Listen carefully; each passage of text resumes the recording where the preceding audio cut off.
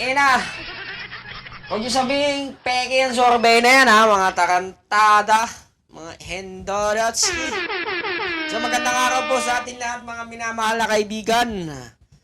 Kumusta kayo lahat, mga OFW? Mga tiga-probinsya? Mga Manilenyo, mga Manila boy?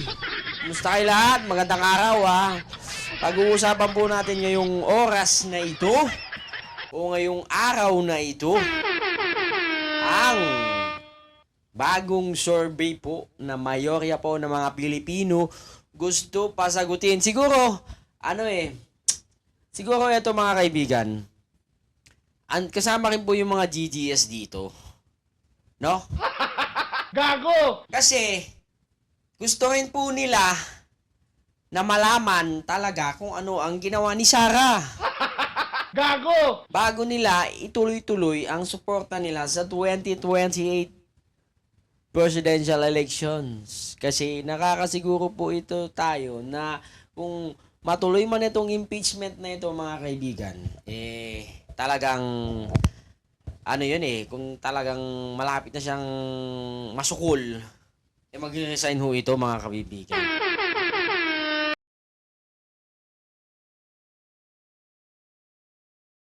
Po yung mga ebidensya sa tenga, leche.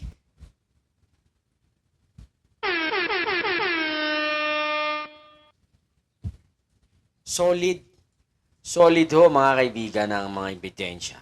Kaya antabayan na lang po natin, papalapit na. At today is June 9. Tomorrow is June 10. And the next day is June 11, which is the start of reading the article of impeachment. Ang dami po lima ho yung article of impeachment. Talagang pinaghahandaan po ng mga kongresista ito, yung mga prosecution po mga kababayan. Panoorin muna natin ng report ng UNTV bago tayo ituloy-tuloy ito. Pabor ang nakararaming Pilipino na humarap sa paglilitis sa Senado o Impeachment Court si Vice President Sara Duterte. Base sa resulta ng pinakabagong Octa Research Survey, 78% ng mga respondent ang naniniwalang kailangang sagutin ng pangalawang Pangulo ang mga paratang at linisin ang kanyang pangalan. 13% lamang ang tutol habang 9% ang... Tama Kasama na rin po talaga dito mga kaibigan, yun yung mga DDS. Kasi gusto na po nila malaman talaga kung tama ba yung suporta nila hanggang sa kamatayan kay Sara, di ba? Gago! Kasi yung iba gusto talaga magpakamatay. Gusto yung iba pa nga sinira ng buhay, nagtago na sa the Netherlands. Ewan ko kung nagtatago siya. Ganun na rin yun, nagtatago Ayaw niya humarap dito sa Pilipinas di ba? May kaso naman siya dito. Di ba? Nagtatago yun kasi wala ka namang kaso sa the Netherlands na kagaya ni Digong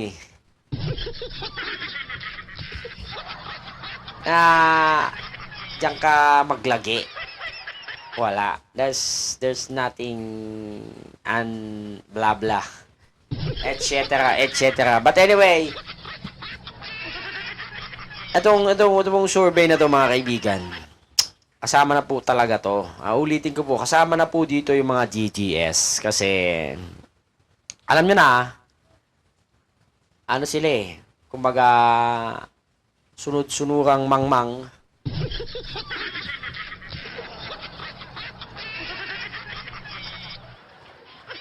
Alam nyo bakit?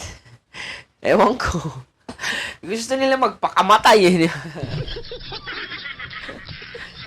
Tapos magpapakatanga sila para sa iyo. Nagpapakatanga sila para sa mga Duterte. Lalo na yung mga OFW sa Netherlands. Hindi ko naman nilalat ng mga OFW. Yung mga taga-Netherlands lang mang Gago! Yung point niya, yung pagkatao nila, ginagawa nilang kamangmangan. Anyway, tuloy. undecided o walang sagot.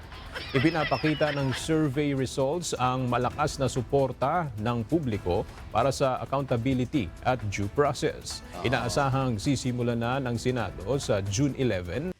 Dapat kasi, start na. ASAP. Para at least malaman natin talaga kung anong meron. 'Di ba? Hindi namang ano yan eh. Dapat ituloy yan. Hindi mo pwedeng ibasura yan. Nananawagan tayo sa mga senador. Lalong-lalo na po yung makislap ang ulo diyan. Yung makislap ang ulo diyan. Na wag mo nang harangin at magmumukha ka lang mang-mang, bossing, ha? Sa katauhan po ni Senator Bato de la Rosa.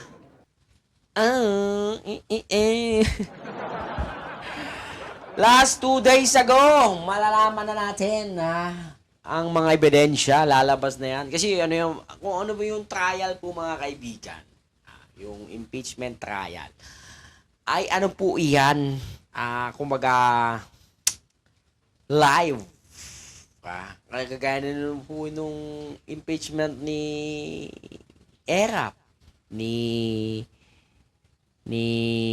Corona. Sino pa iba? Marami pa. Kaya, mga kaibigan, huwag po nating, subaybayan na lang natin para at least malaman natin kung talagang, saan talaga yung yaman nila, di ba? At saka yung pinaggagawa nila kung saan ang galing. Di ba?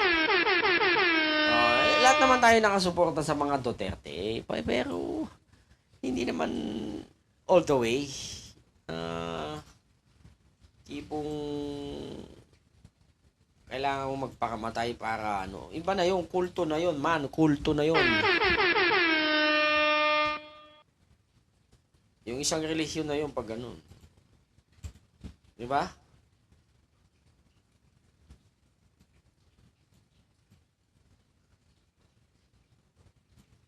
Okay, yun lamang. At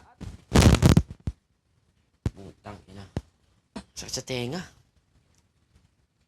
Yun lang ho mga kaibigan, mga kababayan, mga minamahal kong mga kababayan. Antabayan na lang po natin ang impeachment trial. Paparating na po tayo sa exciting na part.